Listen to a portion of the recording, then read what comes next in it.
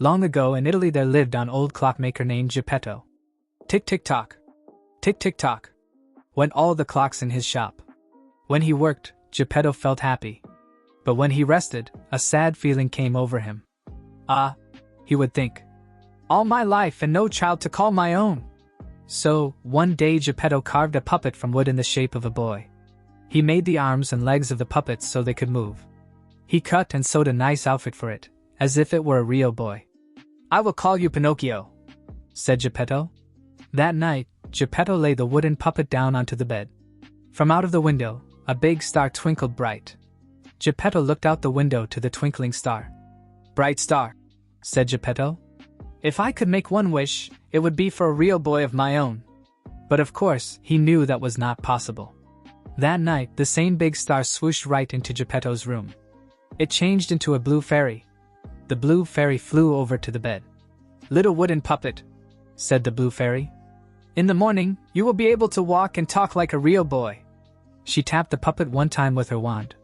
And if someday you can prove that you are brave and true, you may become a real boy. Pinocchio's eyes opened. One more thing, said the blue fairy. Suddenly, a cricket appeared. He was dressed mighty fine and could talk. Meet the cricket, said the blue fairy. He will stay with you to help you make wise choices. And with that, the blue fairy went swoosh and was gone. Out of the window and up into the night sky. When Geppetto woke up the next morning, he said, I will go take my puppet out of bed. But the bed was empty. Here I am, father, said Pinocchio from the other side of the room. Geppetto swung around. What? You can talk? Yep. I am Pinocchio, your boy. How can this be? Said Geppetto in shock.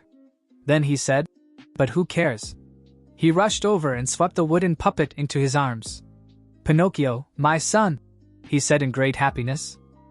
One day Pinocchio said, I want to go to school like other boys. Of course, said Geppetto. But he did not have the money to buy schoolbooks. Later that day, Geppetto came back home with schoolbooks. Now you can go to school, he said. But father, where is your warm coat? With a wave of his hand, Geppetto said, no need to worry about that. What matters is that you will go to school tomorrow. He did not want Pinocchio to know he had traded his warm coat to buy the schoolbooks. The next morning, Pinocchio said goodbye to Geppetto. He skipped along the path to school, humming as he went. The cricket rode on his shoulder, happy too. Coming up to them on the path was a fox and a cat. And where are you going on this fine day? Said the fox. I am going to school, said Pinocchio. On such a fine day as this? Said the fox. It is too nice to be stuck inside school. You should come with us to the fair. Listen to me, said the fox. He put his arm around Pinocchio's shoulder. Anything you need to know, you can learn at the fair. Really? Said Pinocchio. Take it from me, said the fox. Pinocchio, said the cricket. He does not know what he is talking about. The fox covered the cricket with his hat. No one could hear the little fellow as the cricket tried to call out. Pinocchio, do not listen to him. Okay, said Pinocchio. Let's go to the fair. And off they went. What a fair it was. By the gate was a man dressed in white. He called out, Come in, come in. Right this way. Get your tickets here. With a sad look, Pinocchio said to the fox and cat, I do not have any tickets. A man was selling old things at a table near the gate. He called, Hey you! Sell me those new schoolbooks of yours. That is how you can get money for tickets. The fair was so bright and colorful and exciting that the next thing Pinocchio knew, he had sold his schoolbooks for tickets. No, Pinocchio, stop! Called the cricket, who finally got out from under the fox's hat. But Pinocchio, the fox, and the cat did not hear him. They were already inside the fair. On stage was a puppet show. I am a puppet too, said Pinocchio. I can dance like that. He jumped right onto the stage and started to dance with the other puppets. Look at that new puppet, someone called. It has no strings. No strings? Said another. Amazing! Everyone laughed and laughed. They threw coins on the stage. The man who ran the fair saw coins fly onto the stage. Well now, he said, rubbing his chin. This puppet with no strings will make me rich. The next thing Pinocchio knew, he was picked up and thrown in a birdcage. In the next moment, the door was locked shut. "Hey, get me out!" called Pinocchio. But the person who had thrown him in just left the room. Only the cricket heard Pinocchio's calls. The cricket ran back and forth, in and out of the birdcage, trying to find a way to free the lock. But he could not unlock it. "I am stuck!" cried Pinocchio. "How did this happen to me?" All of a sudden, poof! There was the blue fairy. "Please," said Pinocchio. "Can you help me?" "Tell me something first," said the blue fairy. "How did you get inside that cage?" "Tell her what happened," said the cricket. Could he really tell the blue fairy what had happened? What would she think of him? I was robbed," said Pinocchio. "Is that right?" said the blue fairy with a frown. Pinocchio's nose began to grow. "Yes, robbed," said Pinocchio. "By 2 mean men, no, 4. The nose grew more. "They took my books. They made me come here. And they threw me into this cage." His nose grew longer and longer, until Pinocchio could see nothing in front of his face but one big giant nose. "Why is my nose so big?" Pinocchio cried out. "Pinocchio," said the blue fairy in a stern voice. "You must know what the truth really is." "I guess so," said Pinocchio. "I wanted to come to the fair. I came here with a fox and a cat." The nose grew shorter. "I had to sell my books to get some tickets." "Had to?" said the blue fairy. I decided to sell my books to get tickets," he said. The nose got shorter still. "Then someone put me in this cage," he said. The nose was back to normal. "Good job, Pinocchio," said the cricket. "Well done," said the blue fairy. "Now I will get you out of here." With a wave of her wand, Pinocchio was out of the cage. "Here are your books." And Pinocchio was holding the same new schoolbooks in his hands again. "Know this," said the blue fairy. "You are on your own from now on. Make sure you do the right thing next time." And she was gone. Pinocchio was back on the road to school. A coachman drove up. "Hey kid, how about a ride?" "No, thank you," said Pinocchio. "I am going to school." "You will ride faster with me," said the coachman to Pinocchio. He said to himself, "He will ride faster, all right, but not to where he thinks he is going." "All right," said Pinocchio. "I want to get to school right away." When Pinocchio was inside the coach, the coachman said, "Say kid, why do you think boys like you go to school?" "To learn things," said Pinocchio. "And to grow up, I guess. So we can do what we want." "Well," said the coachman, "what if I told you that could do what you wanted right now?" "Right now?" "Yep. Think of it. Skip the books. Skip the school. Right now, how would you like to have all the candy you can eat?" "All the candy?" "Yep. Ice cream, too. Of every flavor. Ever want to smoke a cigar or play pool? All this and more, at Pleasure Island." "Pleasure Island? Best place in the world for boys like you." "Don't listen to him, Pinocchio," shouted the cricket. "Why wait?" said the coachman. "I know just where Pleasure Island is. This is your lucky day, kid. So what do you say? Let's go there," said Pinocchio. "I'm going to Pleasure Island." "Ugh," said the cricket, waving his arms in the air. After a while, the coach stopped. "You got a boy with you in that coach?" said a dark stranger to the coachman.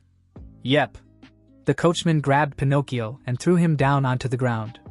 "He's all yours. Now pay up." The coachman reached out for something. Was it money? From the dark stranger. Then the coachman drove off. What could it all mean? But as Pinocchio looked around, he no longer cared. For everything the coachman had told him was true. Heaps of candy all about. Tubs of ice cream in every flavor. Boys like him could eat and play all day. None of them had to work or clean up. There were even cigars if you wanted one, and pool tables to play. But after a few days, something was odd. "Where did all the boys go?" he asked the cricket. "All I see now are donkeys," said Pinocchio. "I must say, there used to be more boys around here," said the cricket. Just then, one of his ears popped into a donkey ear. Then his other ear popped into a donkey ear too. "Oh!" cried the cricket.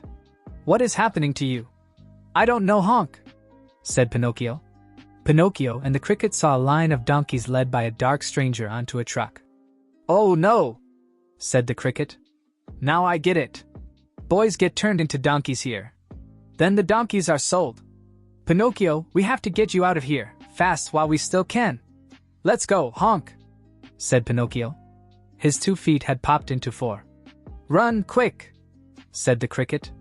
One good thing about Pinocchio's new 4 legs is he could run very fast. Quick, quick, they ran out of Pleasure Island.